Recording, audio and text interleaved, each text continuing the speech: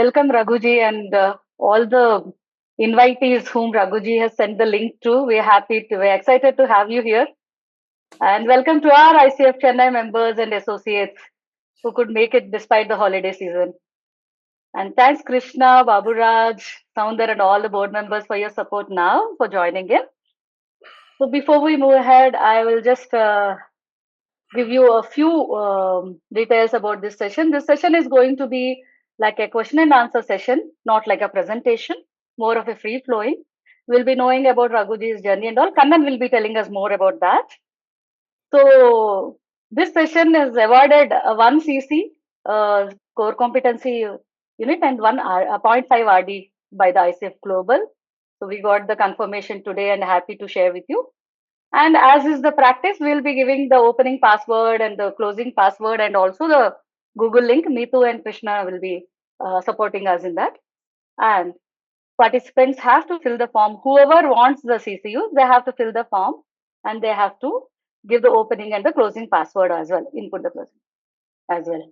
And then this is going to be 1.5 hours, but Raghuji actually has said that, very gracefully and very kindly agreed. It might take a few more minutes and he's going to take our questions if required. And now I hand it over to you, Meetu, for hosting and taking over the flow of the session. Is Meetu there? Yeah, thank you, Aruna. And I shall be sharing the password and the Google form in the chat box shortly. And I welcome Kannan and I welcome Raghuji. So Kannan, I would invite you to please introduce Raghuji to everyone. And over to you, Kannan. Thank you, Meetu. I hope all of you can hear me. Good evening from wherever you are joining. Good morning. I see few people outside of India joining. So good evening, good afternoon, good morning, whatever that's applicable to you. And I'm really glad to be here, having that privilege to have a conversation with Raghuji and Aruna on this wonderful topic. So unlike our earlier sessions, I think most of you are familiar with Raghuji and his work already, so I'm not going to go into a greater detail of his introduction, but we will focus our conversation largely around, how we as coaches can benefit from the work that Raghu is spreading as his sadhana throughout his life. So that's where I think the focus is going to be. And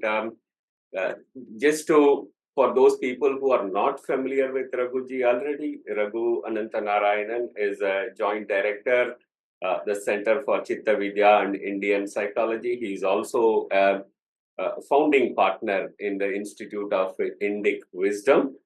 He is an author.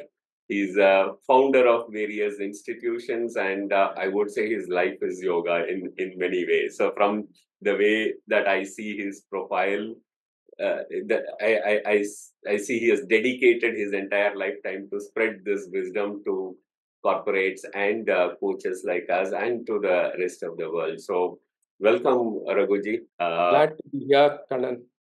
Thank you. So I would just start off with something, very fundamental, Raghuji.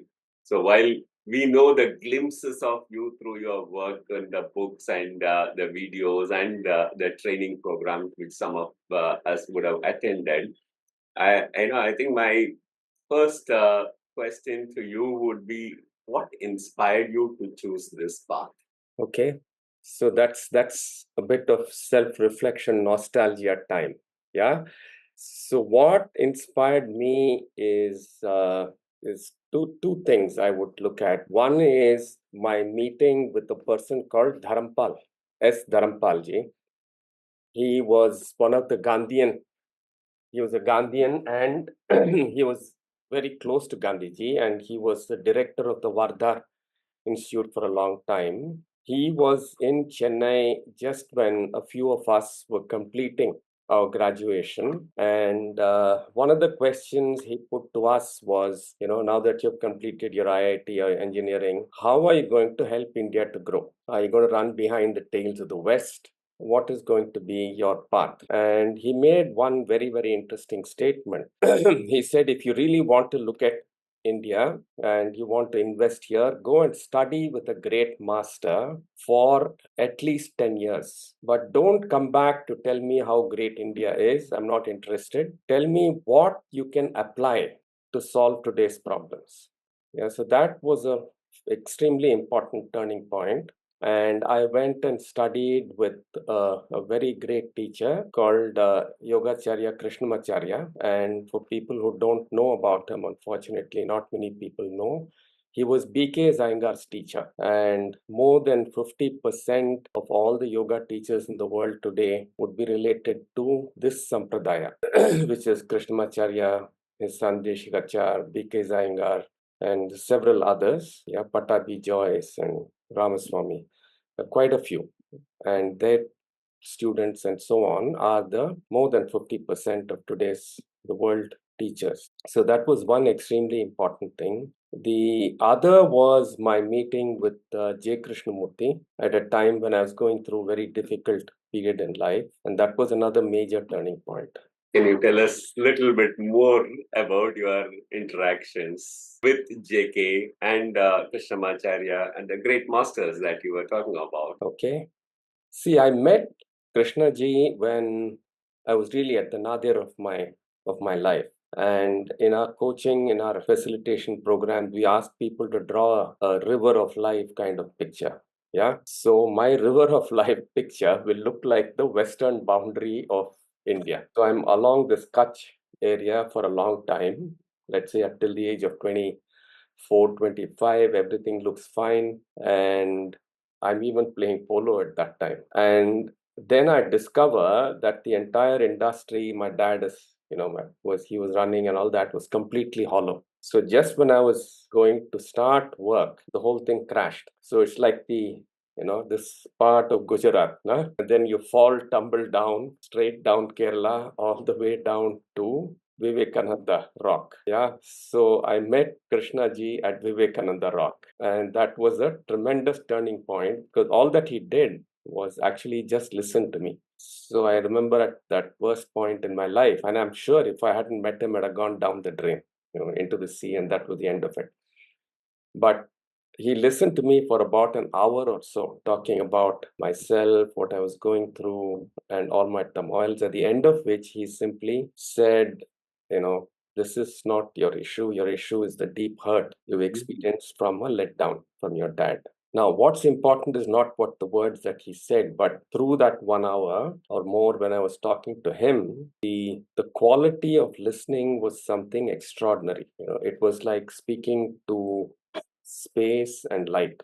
And in that, I could see myself exactly as I was, literally see myself exactly like I was. So that was obviously an extremely important turning point. And I met Deshikachar, Krishnamacharya's son, and Krishnamacharya, and all of them soon after this. And learning yoga has been a way of, in a sense, translating this inner transformation that was triggered by Krishna ji. And of course, there's nothing that I learned from Deshikachar or Krishnamacharya that went against anything that Krishna ji was speaking about. In fact, Deshikachar was teaching yoga to Krishna ji, so he was a good friend and so on. So over a period of 10 years, I had this incredibly beautiful thing of working with Krishna ji, working with Krishnamacharya, and also meeting another Krishna. So there are 3 Krishnas in my life, Kannan. The third is Pulin Krishna Garg.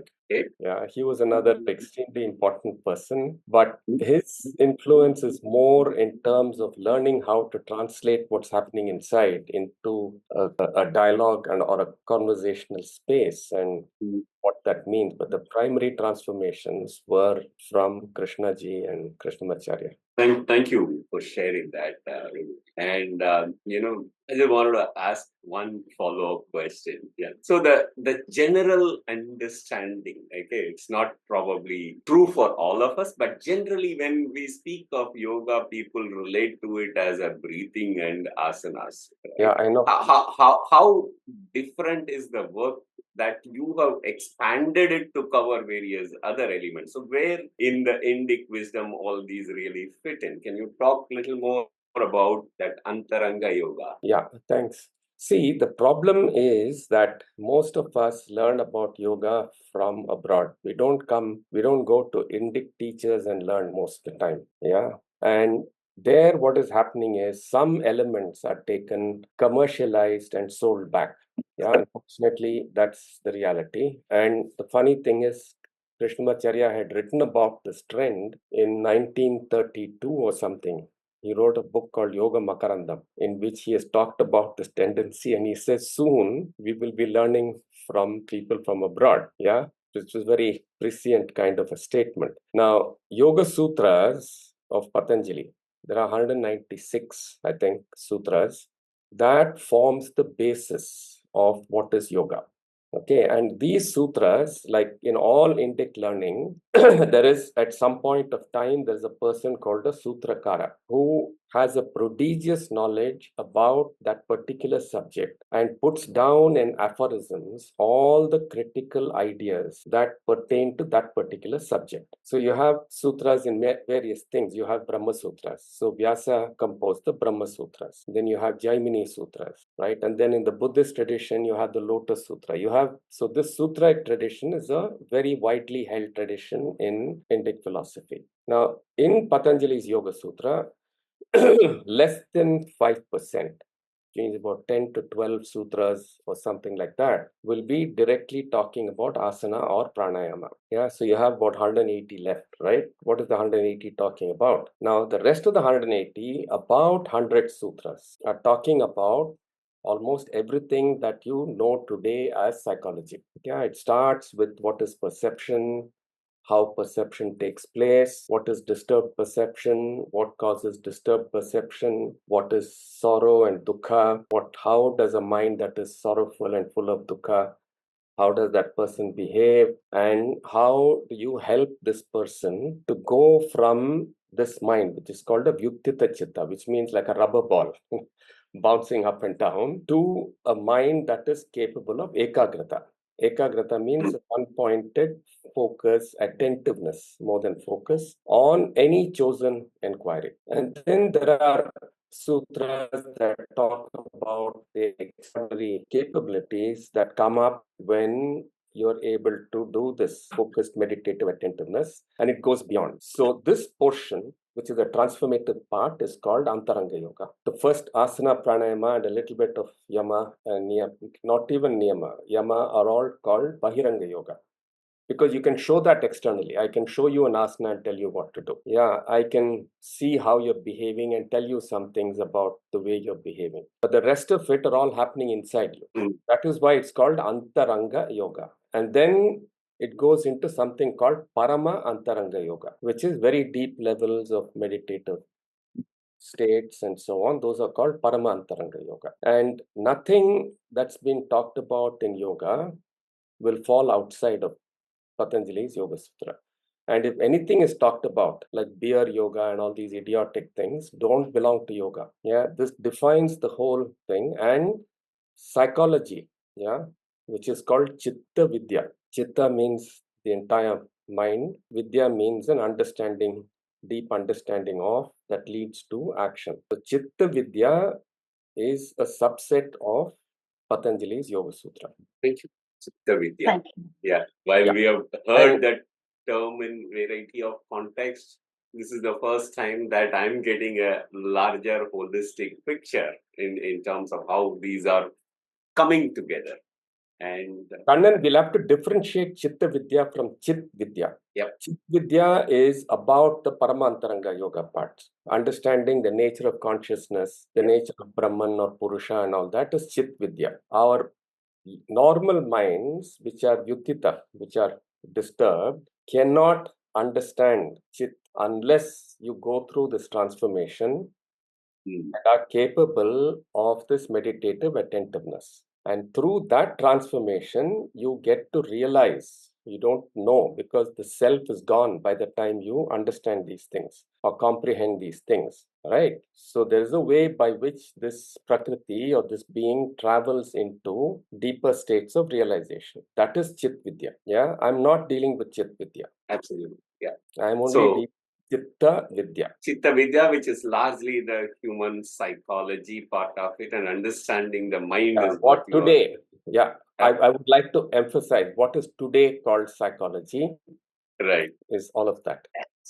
And just curious, Raghuji, as to how was your experience in applying some of these principles in an organizational setting? I know you do a lot of work as the aligned organization, right? In the leadership development. Can you tell us a little more of that experience as to how do you really lift and shift Patanjali into a corporate?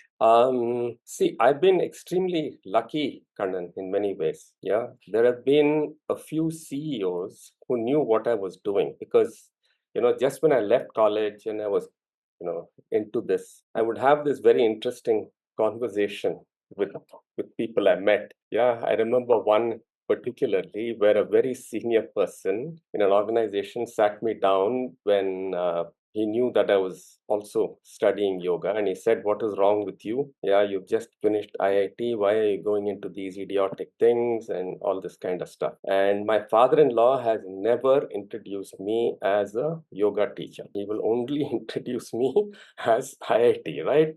Low status, so on and so forth, right? That was one end of it. And then I've had other people saying, "I want to have a discussion with you." And then they will say, "You know what? You're doing yoga. You must be having extraordinary powers. You must be meeting people without bodies. Please tell me about it." Yeah. Now, luckily for me, there were CEOs who were on neither extreme, right? Who had some sense of what I was doing. And exactly like my promise to Dharampalji, my wife has also done something like this. She studied with Ganapati Stapati for a long time. 10, 12 years or so, both of us did this. And Vastu Shastra suffers from the same problems as yoga.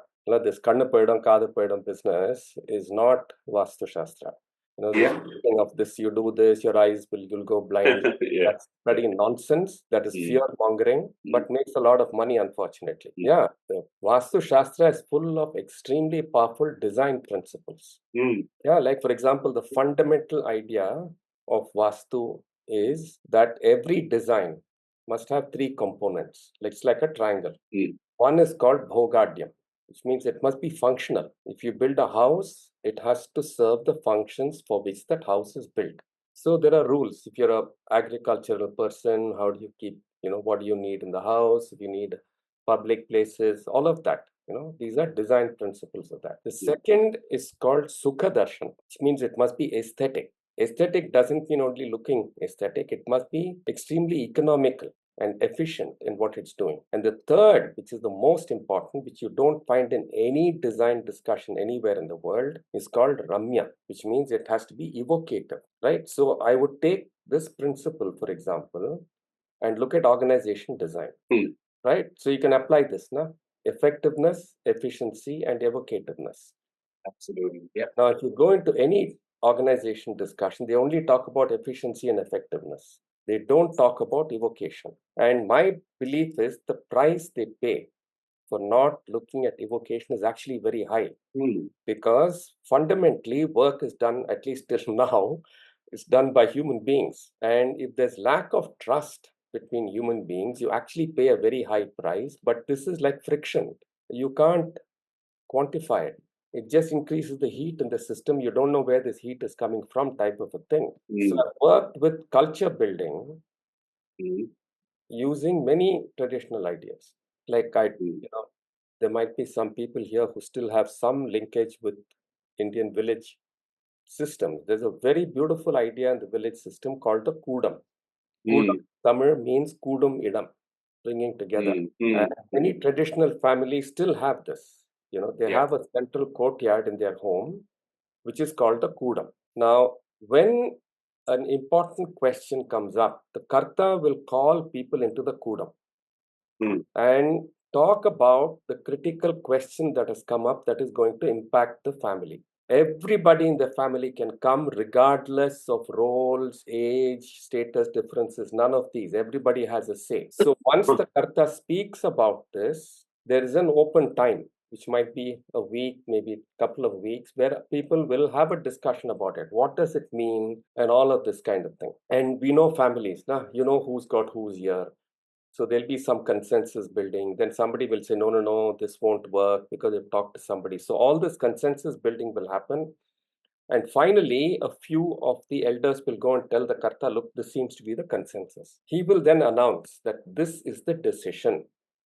After which you shut up and do what your role is required. This is a very powerful system. We go to Japan and say they've got something called the Ringi system, which is fantastic. But hey, man, Kudam is exactly the same. But if it's called a Kudam, it's not respected because all these Chettiar fellows are doing this, or these Marathi are doing this, or something like that, right? Yeah. So I have used many of these in organizations and had very peculiar reactions. Once I was doing this for an organization, the CFO came up and said, what are you doing? What are you doing? I said, I'm just creating dialogue.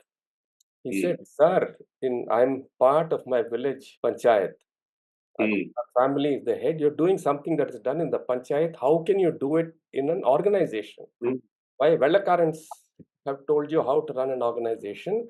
How can you bring an extremely powerful indigenous practice into an organization? Yeah, so several processes like this. And luckily for me, Pulin was extremely positive about this. And I've learned a lot from his understanding of Indian polity and all that. So all these I have used in organizations to turn around organizations. Most of my initial work was turnarounds. And for leadership, I've used the Mahabharata. Okay. Because the Western idea of leadership is just Bhima. Yeah, power and Rambo. Rambo is a Bhima archetype, extreme of Bhima archetype. Whereas the Indian system has 5 archetypes, role archetypes for you to look at. Yeah, it has Yudhishthira, who talks about the power of order and structure. Of course, you have Bhima, who's adventure and passion and so on. And then you have Nakula, with the power of service. Then you have Sahadeva, which is the power of knowledge and innovation. And I bring Arjuna the last because he talks about the power of understanding Dharma Sankata. Now, unless you know how to understand all these 5 powers, you can't run an organization. The overemphasis on Bhima is because of colonization. And we have swallowed this kind of crappy idea because we are colonized people. Yeah, today in the West, these ideas are changing and some of these are coming in.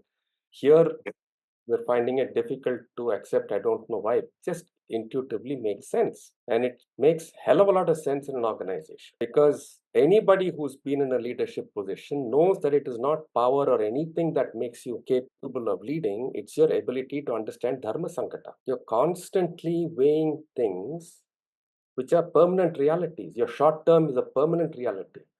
Long term is a permanent reality, for instance. These are not problems to be solved. The Bhima orientation makes you look at everything like a problem to be solved and beaten down. The world is not like that.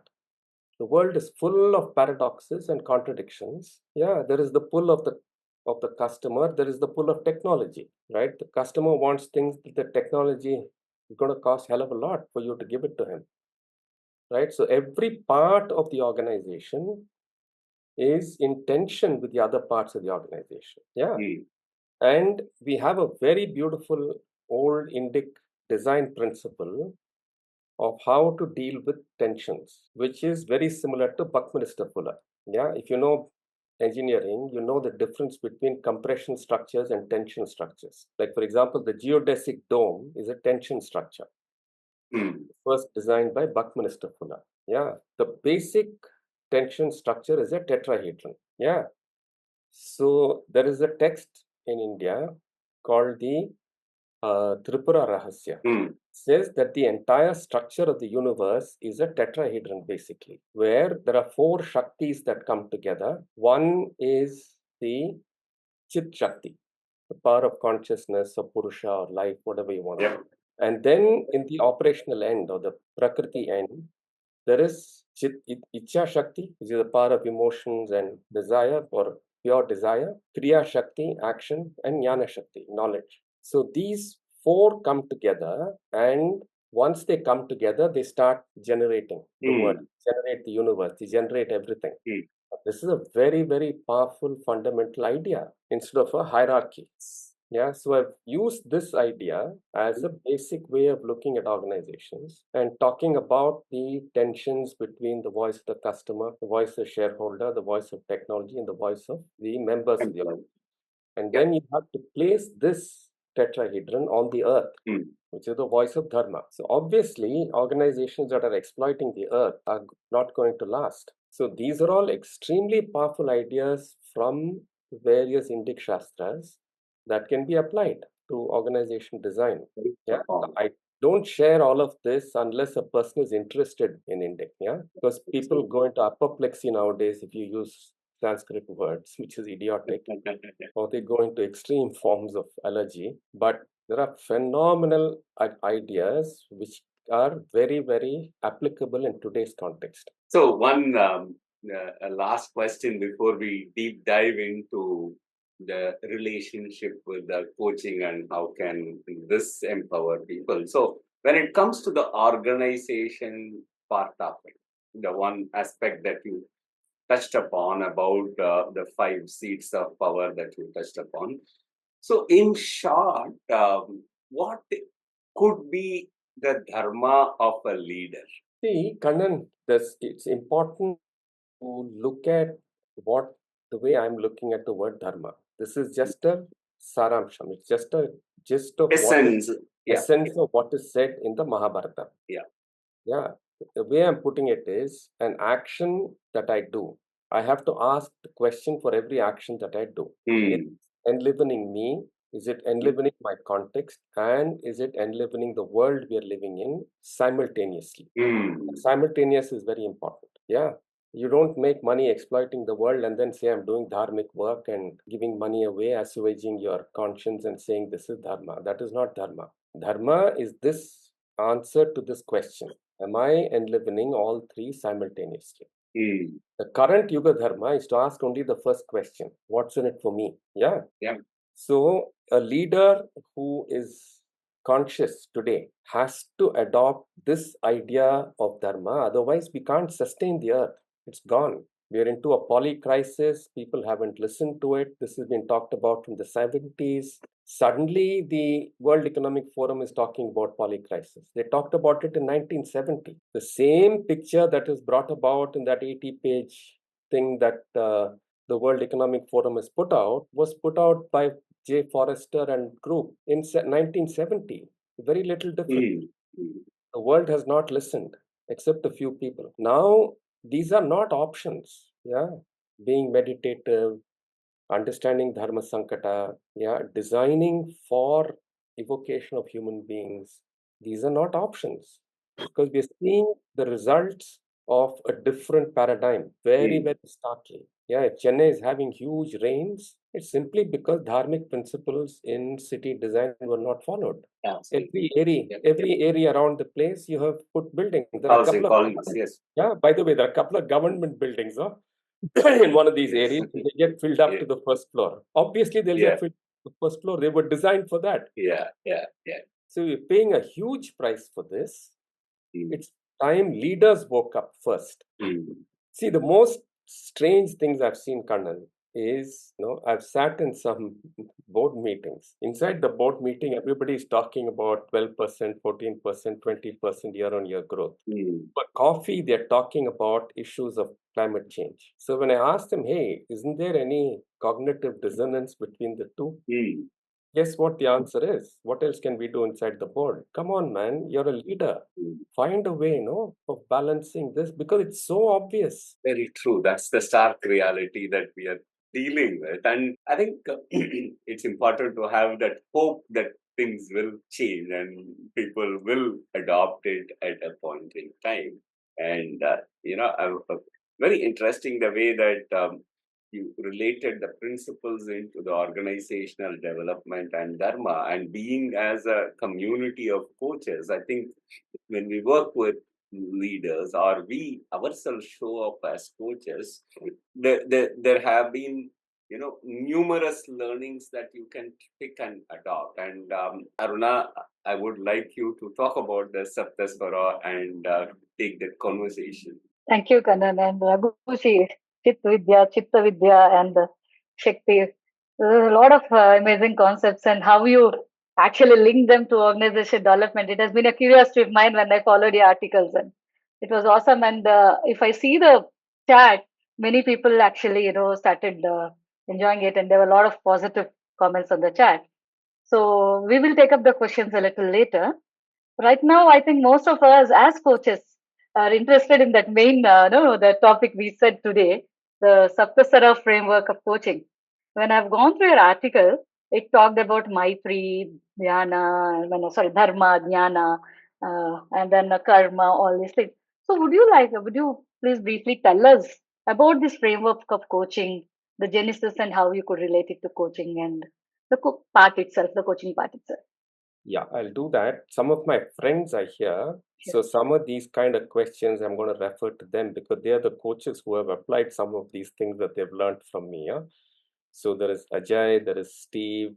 I think I also saw Mani. I'm not sure. So yeah, Mani is in the line. Yeah. Mani is also here. Okay, great. So yeah, I'll ask them also to come in.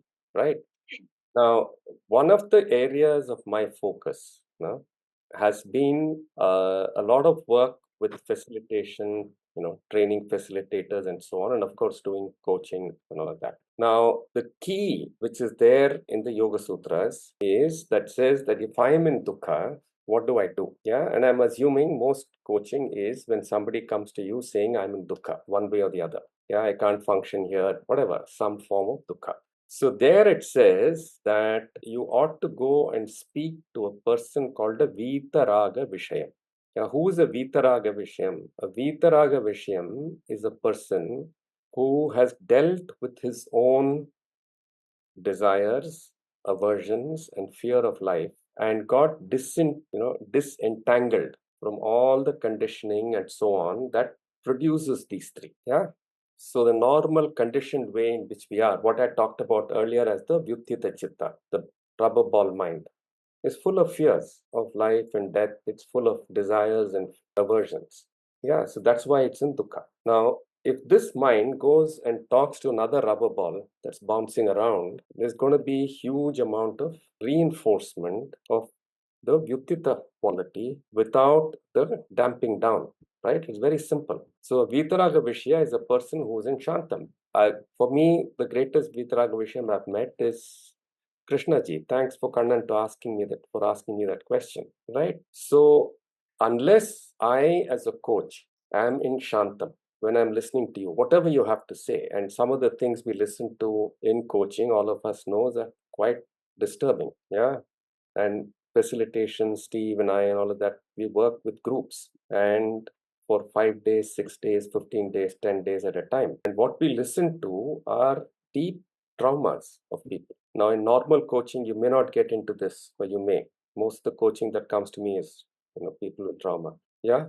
Now, so if I am getting disturbed by the trauma I'm listening to, I'm going to pass on this disturbance. I can look quiet and say I'm listening, but there's something inside that gets conveyed. Yeah. So it's extremely important from the yogic point of view that if I'm standing there and saying I can help you deal with your sorrow, I should be a Vitaraga Vishayam.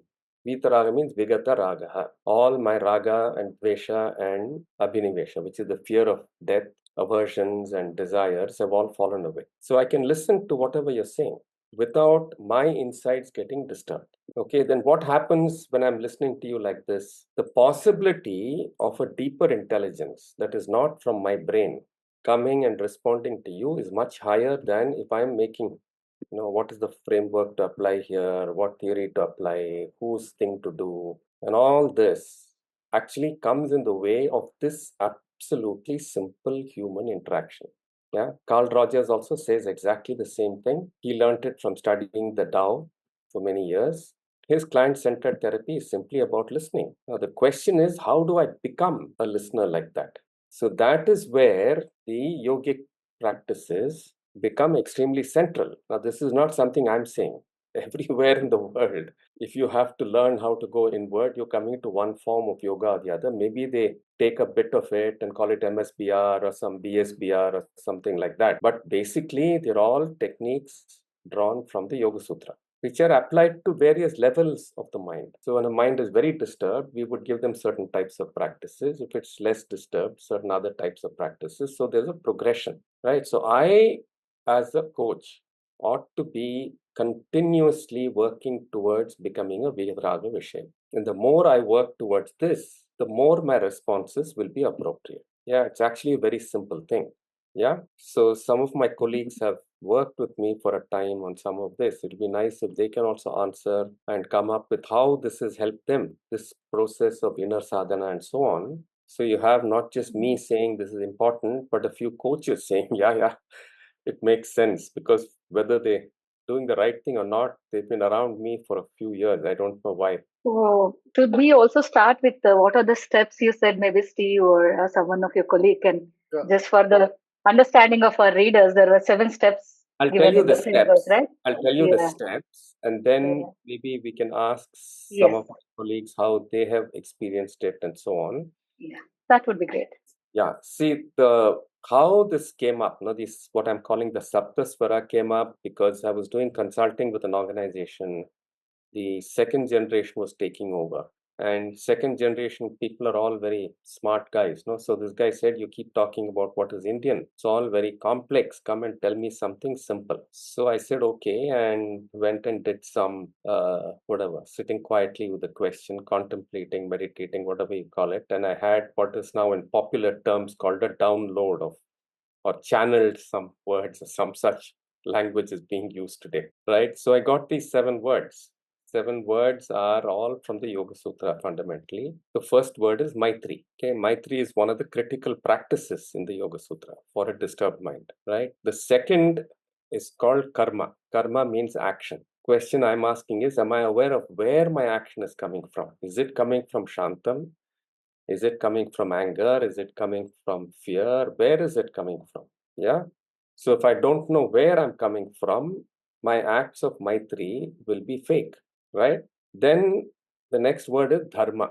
So Dharma, I told you what I mean by it. So I have to look at how am I interconnected with everything in the world. If I don't deeply experience interconnectedness inside me, I can never speak with a dharmic focus. Yeah, dharma means if I'm getting up in the morning and I'm brushing my teeth, yeah, including the bed I slept on and the bed covers, nothing is made by me. The water that I get, I didn't make. The brush, I didn't make. So, is there a deep appreciation of this so that you understand this? Yeah, you can't teach teamwork to a group that does not appreciate the deep interdependence they have with each other. Simple as that, right? The next word is jnana. It is all fine to say, I want to do this, I want to do that, but I must have deep understanding and expertise and craftsmanship in whatever I'm doing. Yeah.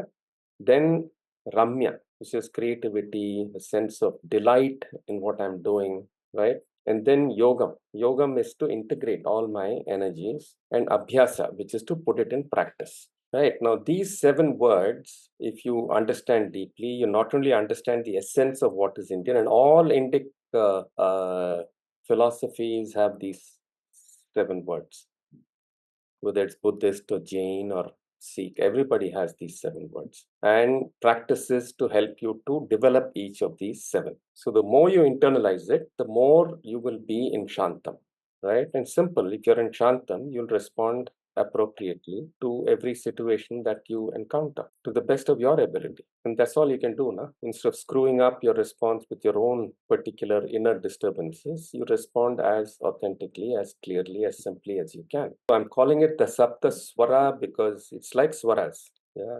And if you know how these 7 notes are composed, you can play any music. Yes. Infinite combinations of the 7 swaras. Yeah.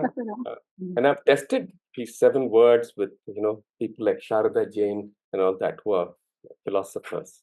They've all agreed that it makes sense, that it's the essence of what we're talking about. So, and I think Ajay has also put the meaning for this in chat. Yes. So, Yes. yeah, that would help us. Very. So I'm actually noting down the questions and I'll put it at the end of the session. So this is for all the participants. And we'll come back to the discussion again. Thank you for explaining to us about the framework and yeah, what sat with me is that feeling of Shanta. You said a coach has to be in that Shantam, otherwise we don't respond the way we should. So probably this can be for one of the practitioners you mentioned, because I'm talking about Maitri here, Maitri or friendliness or self-compassion you mentioned in your article. So this I'm trying to link to the ICIT thing, that how do we use this self-compassion to how does it enhance a coach's ability to create trust and intimacy with the clients? Shall I respond to this? Yes, Yes, please. Steve, please go ahead. So let me just quickly step 2 steps back and just clarify that while the ICF competencies are chronological and sequential, and it talks about largely processes that you initiate, deepen, and work through, the SaptaSwara is really a vertical axis in which you are deepening the relatedness with the coach and the coachee. And therefore, initially, as we all know, the rapport and contract, the confidentiality clause, et cetera, all initiation. And what you're really looking at, as we all know as coaches, is that we are going beyond content to touch the deeper emotions that are underlying, and they would tap that in terms of the evocations and so on and so forth.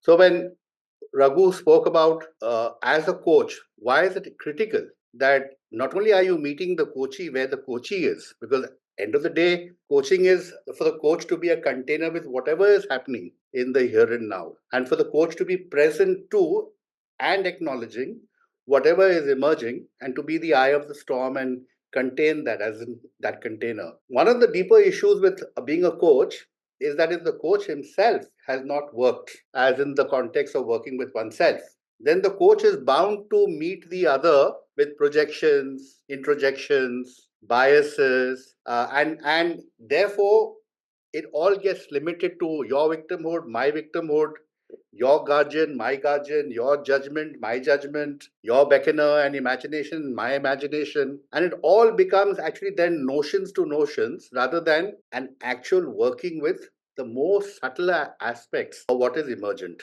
Now, as we all know as coaches, one of the currencies that we work with, the currency of emotions. And in the Indic wisdom, the larger emotion, the liminal feelings, is expressed through rasas, through Bharatnatyam and all of that, through the rasas. And the whole rasa, as it plays itself inside in terms of the archetypes within, the voices of the rasas, that is where the coach is working with the coachee and going through different levels of the aspects. So now I'll answer your question. Therefore, at all points of time, you think of these 7 words as nothing but competencies in ICF term, if one may. That maitri of holding the other, acknowledging, being present to, listening deeply, creating rapport, not in a superficial way, but with deep karuna, or with terms of action. What are the actions we're looking for? Is what is the goal? What is the objective? What are the constraints? What are the issues the person is facing? Not at the content level, but at the deeper surface levels, and to go deeper and deeper as to how it may be happening and what's coming. Ways of thinking, ways of feeling, ways of acting, and the prolectivity, the propensity, the ways in which one looks at a pattern, which we can say comes from samskara or vasanas and so on. But basically, it is the ground of the emergence that one is actually working with. That's what we do actually at a deeper level of coaching. And then when you look at dharma, we're talking about, like in ICF, all about ethics and morality and what you work with. This is dharmic, is that you and I both work for self, for you, for context, that is your organization you come from, who's sponsoring it, and also for the planet, that the world is one. And so as part of that whole process, the coach is really deepening oneself. And our belief is that through the SaptaSwara, the coach is actually getting into deeper and deeper levels of self-mastery. Like we had said that famous example of, the coach sitting on the horse and, guiding it, and then sometimes only using the leg and sometimes just sitting on the horse and the horse moving by itself. I think that's a very apt metaphor for how the Saptaswara is a deepening of the coach, a new avatar in which he comes in with a depth in which he engages with the other. I hope this is making sense. So it is not a chronological horizontal process of but it is a verticalization of deepening the very being of the coach and then working through processes of becoming. Sorry for that long spiel, yeah? That was a very nice explanation. It made all the things more clearer actually about Maitri, Dharma, Jnana and all. So maybe I'm just getting it back to a little bit of superficial level because with my curiosity as a coach. So uh, any technique or anything, for example, when we talk about Ramya, I've read both your article and Ramya encourages coaches to embrace joy and beauty in the coaching process. So, how can we as coaches incorporate playfulness and lightheartedness into sessions even during serious conversations? Any sharing from you or anyone else? How can we get this Ramya in? How can we make ourselves ready and then how can we get it into the conversation? See, Aruna, one of the interesting things that J. Krishnamurti says, is that if you want to walk the spiritual path, you must have a sense of humor. That's one of the first requirements he puts down. He says you must be willing to laugh at yourself when you make mistakes and so on. Yeah. Now, this is not a trivial capability, but when you are looking at a person, listening to a person, I find that a point of time comes when that person can laugh at themselves and say, hey, I've been stupid. And, it's like two friends looking at something and saying, yeah, I goofed up, man. And have a laugh about it and, have a cup of coffee or whatever, get on with life. Yeah. Now, Ramya is also, a sense of real deep appreciation of that other person as a beautiful human being. And if I have that appreciation, I will find the beauty in that person. I'll enable that person to find their beauty in themselves. Yeah. I think this is one of the competencies or something, huh, Steve? Yeah. I think I one of don't the know how it can, but honestly, I don't know how it can be a competency. But it's ठीक about है. curiosity, Raghu, that whole bit about Adbhutam, which is awe. To see the other person in the river of life and to say to him, wow, what a hero, what a heroine. I celebrate your journey as to where you come from and the kind of resilience you've shown. Having that awe for the other, yeah, that's what, and the curiosity, as they say, that is what takes it to the level of Ramya, where you are evoked genuinely, not false acknowledgement, but genuine acknowledgement to what the other person is working with. And we all as coaches have to engage with that, right? Yes. Ajay, So what Ajay, you're saying, Steve, is absolutely, yeah. If Ajay wants to share something, feel free. But my question is, as coaches, how do you suggest that we sharpen that capability? We may all have it at some level, right? And we may be wanting to deepen that little further. Any insights from that? Ajay, if you would like to come on board and share, yes. Yeah, I'm also coming from a space of saying that, I'm a Bharatanatyam dancer. So I bring in a lot of work with the body itself. It takes a lot of time to ask people, what are you feeling? And people will talk about what are they thinking about feelings, what their thoughts are about feelings. And, they'll get into talking about feelings rather than really asking, really, what do I feel? So even before we bring Ramyam, can I be, for me, it's also about the work, as the ICF competency also talks about it, about being my own vulnerability, sharing that as I hear you, I feel very congested, I feel very tested, I feel very pushed. And for me, that really builds the rapport with the coachee also to say, okay, and many times they might not be aware at all, right? So for me, I'm a very visual person. So when I say Vitaraga Visham, I see myself as a lake. And only when I am placid, they can see their reflection in me. So each time there is a ripple, I have to ask myself, is it a ripple because I am not comfortable, or is it because the other person has shared something which is disturbing this relationship? So there are times when I've offered back saying that hearing you makes me tensed. Hearing you makes me wrench my, stomach. And may not be immediately, but the person has gone back and come back later and said, what you said was so important because actually I was having tummy issues. You seem to have picked up and I need to work at a deeper level, right? So I think constantly as a coach, we have to ask ourselves, what are we feeling? Because the body never lies. In the mind, we can conjure up a lot of things. I can smile just because I'm expected to smile, but the body will, be very clear. So the SaptaSwara is also about getting in tune with your body and asking, have you beautified yourself? And as a rule, we also ask people saying that, hey, hope you have a physical practice. Hope you have something which because I cannot come in 1 hour where the whole of your life is very tensed, and in 1 hour I'm supposed to make a difference. Hope you are taking care of your body, your diet. Only then a full change happens. So as Raghu usually puts it, that whole body, whole cosmos of that person has to change, not just the mental model change, right? So that's where I relate to this. Back to you, Raghu, in case you want to add. Now, I just want to add one thing now, that in yoga, what Kannan was asking earlier, now we don't differentiate when we say chitta, for example, Kannan. The body is part of the chitta. It's not the mind is separate from the body. Yeah. The whole thing, this whole, Absolutely. I'm receiving the other person in so many ways, no? And this whole body is responding. And one of the aspects of the body's response is what is called the mind. The body and the mind are not separate. These separations and all that are not at all there in yoga. And that's very critical. If I don't have this integration in me, then when I'm listening to you, I will not pick up these very subtle body sensations, because long before, that is the rasa thing. And Ajay works with dance and so on. Your body picks up things long before the mind has registered. Mind picks up.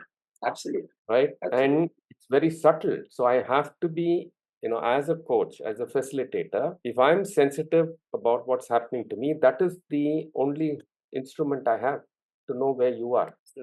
I actually never know where you are. Huh? In yoga, there is no such thing as me knowing where you are. I only know where I am. Absolutely. Yes. I have to know that accurately and share that with you. Through that process, if I have sensed you accurately, if I have resonated with you accurately, you will also realize something. That's called sadharanikarana in dance. There's one, thank you, Raghu and Ajay, for that profound response. And there's one question that came up while we will go through the chat questions, but on this particular subject, Ambika would like to know if there is a connection between chakra system and SaptaSwara. Yeah, of course there is. Okay. But you know what? I'm a little worried about this whole chakra bakra business here, honestly, because you know what has happened? At one point of time, there was a guy called Schmidt, who was in India for 2 years, 3 years. He learned something from this person called Arthur Avalon. Arthur Avalon had sat with half-baked pundits in Calcutta and learned something about the Indian thing.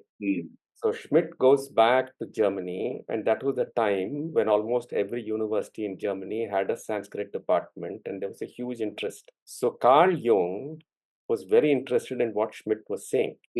So he listens to Schmidt and interprets many of these things in his language and in his particular thing. So you see how it's come now. There's the third kind of translation. And then he writes the commentaries on the Yoga Sutra. Somebody asked me to read it. If I hadn't known that it was Jung's translation, I wouldn't have paid any attention to it. Okay. Not a very worthwhile translation. Now, important thing is that has become the basis of a lot of stuff that you get today on the internet. Simply say, for example, the most irritating thing for me is 7 chakras, 7 colors. Somebody figured it, 7 chakras, 7 colors must be related and lagaved it. So the moment you say chakras, you'll get a picture of this guy sitting in what I call butterfly Padmasana, not even proper Padmasana. Their knees will not be touching the ground. Their knees will be looking at the sky. That has become standard Padmasana these days. And 7 spots will be put and 7 colors. Now, you just have to read some simple things here, like read Aurobindo, for example. He's talked about some of the colors he has seen in the chakras.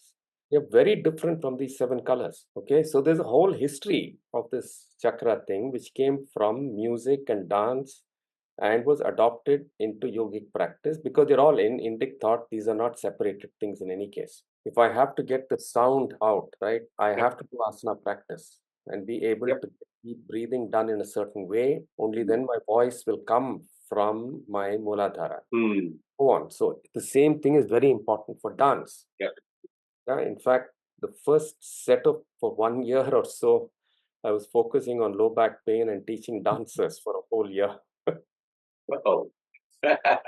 And then I taught musicians for a while and so on. So it's all completely related. Yeah. And I see. It is based on the chakras, but the way Krishnamacharya has interpreted the chakras in a very simple, pragmatic way. Yeah. So that's true. It is Yeah, related. we have two Money people who are raising the represented. cats. Before that, Kannan, we have Soumya ji who has been patiently Yeah, waiting. that's Money. So our dear Money. Okay. Yes, Money. Okay. Yes, Hi. finally. Namaste, everyone. So, I think as Ajay said, um, many of us are ICF coaches, and when we hear this for the first time, it may be a little overwhelming. When I heard it 3-4 years ago, it was overwhelming to begin with, right? But there is a lot of things that we can connect and bring it back into this, because there is some foundation that we have, some basic knowledge that we have. That is not to say the competencies when Steve talked about in terms of SaptaSwara as a 7 competency, we can directly relate. And Ajay, as he mentioned about the dance and body knowledge and the rasas, right? Rasas are much deeper than the emotional level that we work with clients, right? And that is what Steve was mentioning in terms of vertical and horizontal. So it takes a little bit of reorientation for us as coaches, but once we get 1 or 2 classes under our belt, it is very, it will take like fish to the water, right?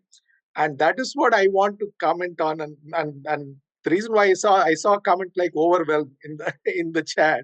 So I was also overwhelmed when I first heard it about 3, 4, 5 years ago, when I was a certified coach both from ICF as well as CMCC certified coach for team coaching, right? Whether we talk about systemic coaching or wide angle empathy or any of that stuff, both from uh, you know uh, Peter Hawkins, David Clutterbuck, a lot of people have taught us a lot of things which are important. But what Raghu is talking about is much deeper level for certain things. One place I will tell you where it really helped me is what I think Ajay just talked about. When something disturbs us as we hear clients, we generally go back and do it in the supervision session or somewhere else. What happened? Like for example, recently I'll give you one example. I was coaching a client in a corporate company about 3 weeks ago, and that person got laid off, and immediately my question is, the contract is changing. Should I stop the session? He wanted to continue the session. So all this ruckus starts coming up in your head, and you have to. I immediately took it to supervision also later on. But the question, which, as Ajay said, is it evokes a lot of things within us, and we can deal with it in the here and now. Whether it is the trauma of the client that he is facing, as he is facing, or as it could be something from the past, or all of that, we can resolve it pretty quickly within ourselves and go back. So to me, I find it as a incredible supervisory tool in the here and now also. So that's what I wanted to share. Thank you. Thank you for saying that.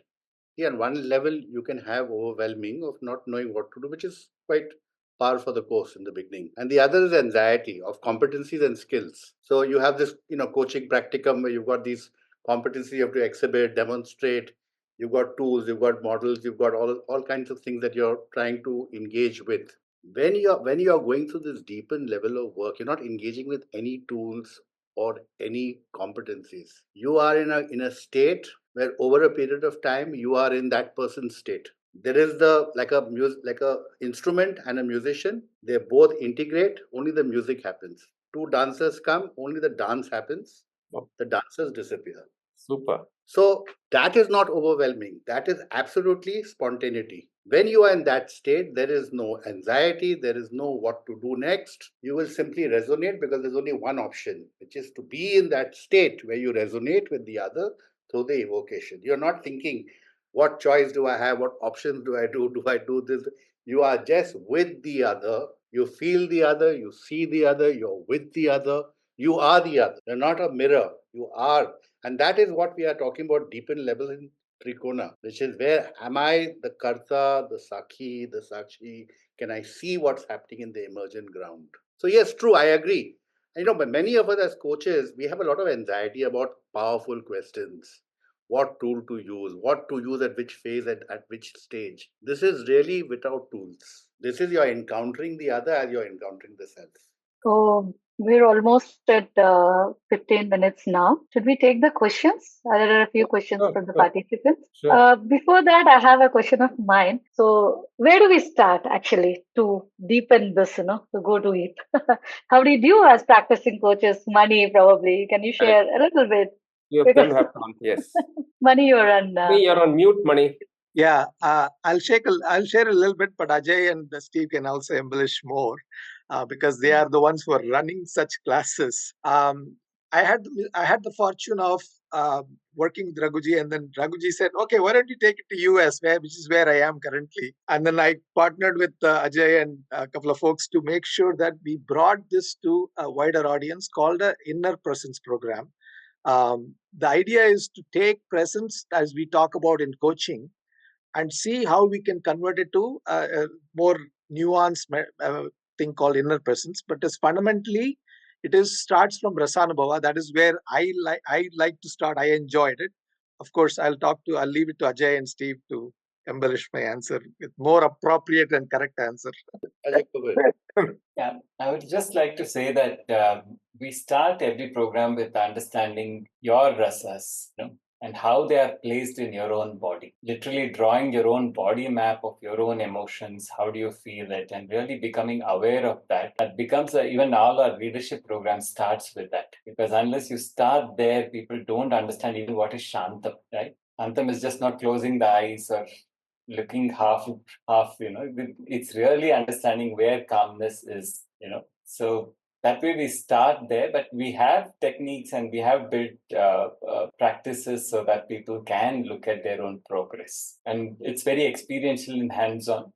I think the articles which Steve and Raghu have been writing are much more helping us put it in the words which people can understand. But otherwise, we have 40 years of work on ground, which is really helping us, regularly do these programs. I think for me, the notion of striving is a wrong notion. It is about thriving rather than striving. We are already Satchit Ananda. We are already lovable, compassionate, and we are, and so is the client. To be in a space where one is actually in touch with all of one's qualities, the ability to be able to reflect all of the rasas and to go back in that state of equanimity is being a matured individual. And so you begin the entire thing with helping work with client and with yourself, finding that inner space from which every evocation comes forth, the bindu, that source, to find that source within in oneself and to find that source within in the other. That is the curiosity.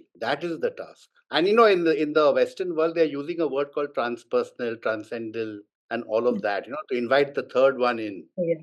We start with the third one in. The third one already is.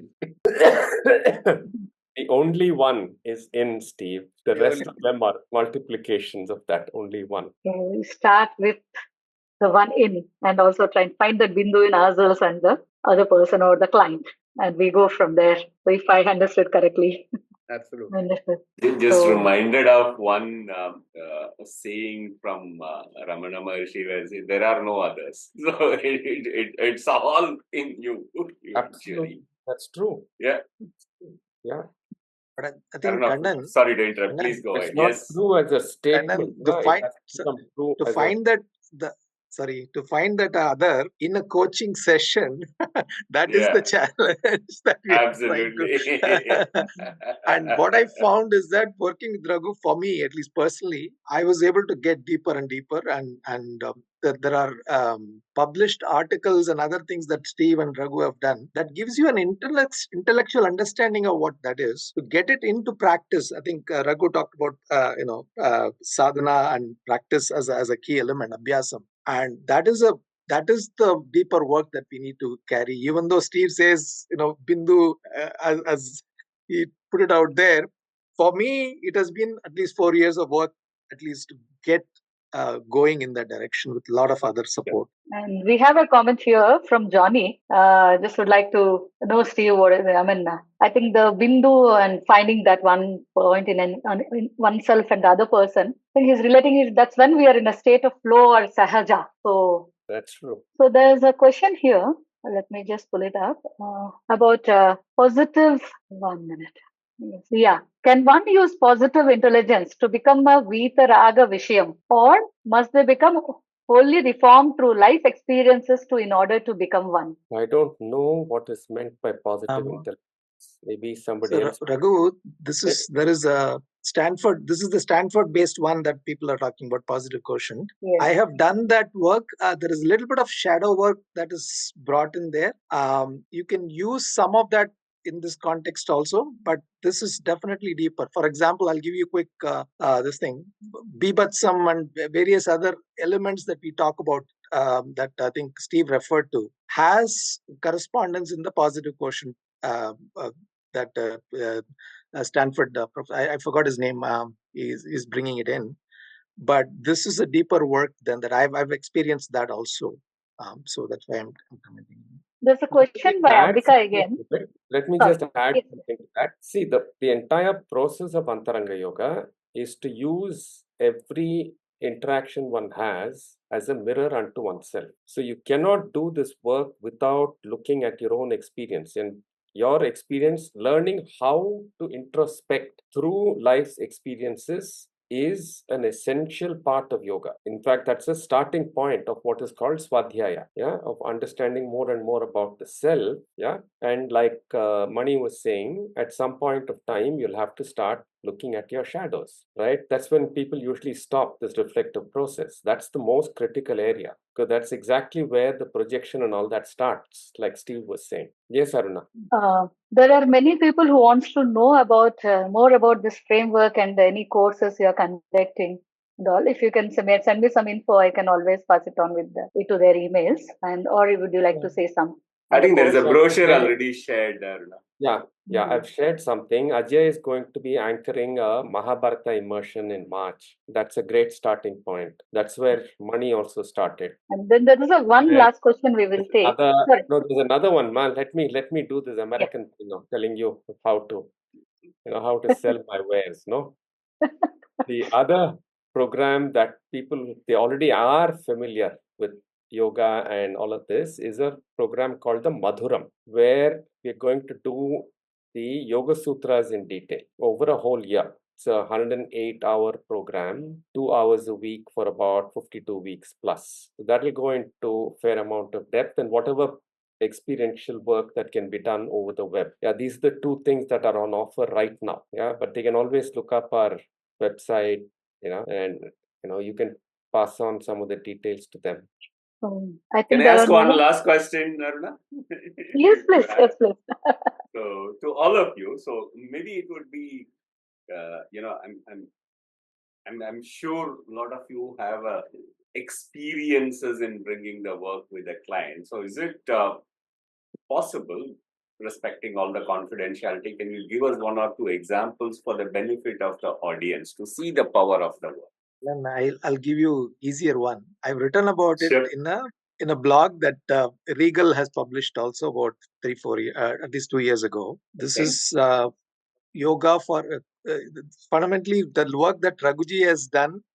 He has published it as a yogic coach in a Springer article, in Springer 2-part article, right? And leveraged off of that, I published my own experience with corporate clients and the transformative effort they have had in a 12. I had a 12-session engagement. Right after the first session itself, the client said, I got everything I wanted, but he still continued on for the remaining 12 sessions. I just touched base with him recently after a year, and the amount of change that he is attributing it to me. Of course, I was just being there as as Steve said, being sitting in the horse, but the client attributing a lot of things to our sessions, and some of it is I've written it that in the Regal article. I'll share it with you. You can pass it on. Okay. I just want to say that when you operate from the level of the manas, one of the minds, then everything is about behavioral modification, with a grave danger that it will lapse when the lights are off. And it will only be expedient to context. Much of the work, as we are seeing now, is all about the mind with the mind with the mind. Anything, CBT, REBT, REIT, and all of the things that you can talk about. Yoga goes beyond that manas, which is the executive function. It goes to that level of true perception, of seeing what really is happening. And while everything in the manas will bring change management, the work in yoga will bring transformation. Because it is deep, it is embedded, it is long lasting, it is irreversible. But the change management I see happening in organizations where behavior is modified temporarily is not sustaining, because in a dystopic world that we live in, they just simply get hinged and steered to one end and then left. I just would like to add one line here. It's for me the most satisfying feedback or responses my client gives is actually when you're doing corporate work, but they can come back and say my relationship with my wife or my relationship with my child has improved. My child has started coming and saying that you've stopped yelling at me, you're listening to me more. I think that really brings tears to my eyes, because I think that's where the real crux lies, because they're now seeing themselves as a holistic being, and they see that work in life is seamlessly working for them. So that's all I. Ajay, we're all coaches here in this room. We all know we've got this one strength in some opportunities and organization as a context. But we also know that after the second session, everything becomes life coaching. Absolutely. Absolutely. True. Yeah, very, very true. That's not happening. Yeah. Steve, I think, Steve, I can attest that my life has improved because of. I don't know to tell about other people. My family and my daughters have come and said, "Dad, you have become a better person." Hi, Kanan.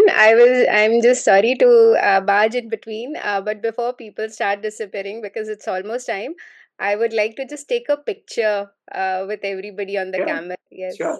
Yeah. Maybe you can take the spotlight off and get all of us together.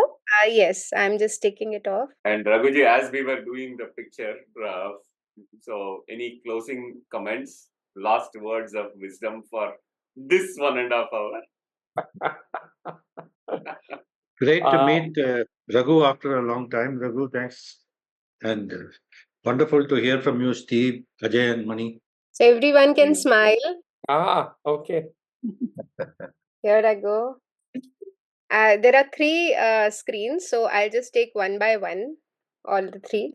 The second one I'm taking now. One more to go. Yes, thank you, everyone. And yeah, over to you. Yeah, very good. Please don't log off. We still are waiting to hear from Raghuji. Yes. You're asking for some words of wisdom, huh? Yes. The only word of wisdom I have is learn how to listen. That's powerful. Excellent. Jail, would you like to Jail? Yeah, Kanan. Thank Yes, you. all yours. Thank you so much, Raghuji and Ajay, Steve, Mani, and Kanan for anchoring it the way it started off with certain questions, the way you helped us to navigate, and Aruna coming in and bringing in the context for this conversation. What I could experience is that partnering and co-creation, it just happened, right? So you can't plan a session like this where it is interactive. There is no presentation, just speaking and then still making it effective. Unless everybody is partnering there, it cannot happen. So that's the first thing which I experienced. And the kind of trust which was there, it was evident for me. That's another thing which I saw. Raghuji allowing that space for everyone to come in and then share rather than just him speaking about this, right? So it just allows others to share their experience as well.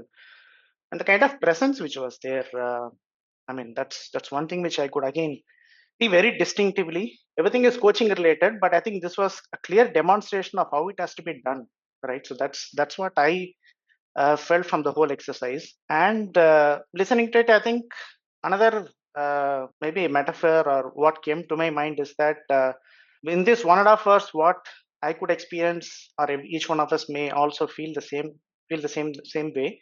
It's just some of the waves we touched in the ocean, right? So what is in front of us is vastness, is amazing to explore. Deepening is about that, right? So what's available is plenty. How to tap into that? I think that's what I got from that. So thank you for hosting this, Aruna, and yeah, back to you to conclude it. So thank you, Raghuji, Steve, Ajay, Mani and all, for all your generous sharing and the enthusiasm of the participants and the positive comments or the remarks in the chat shows it all, how much they have enjoyed it, inspired. And as JL says, it's like suddenly we feel, oh, there is just a small beginning and there's a lot to learn, to deep dive. And probably that can be the goal for most of us for 2025 as we start. And yes, the closing and the opening passwords are put in by Meetu in the chat box, and we had the Google feedback form over there. So please do fill in the form, and if you want your CCU certificates, please do input the passwords. And good night, everyone. Thanks for making it here.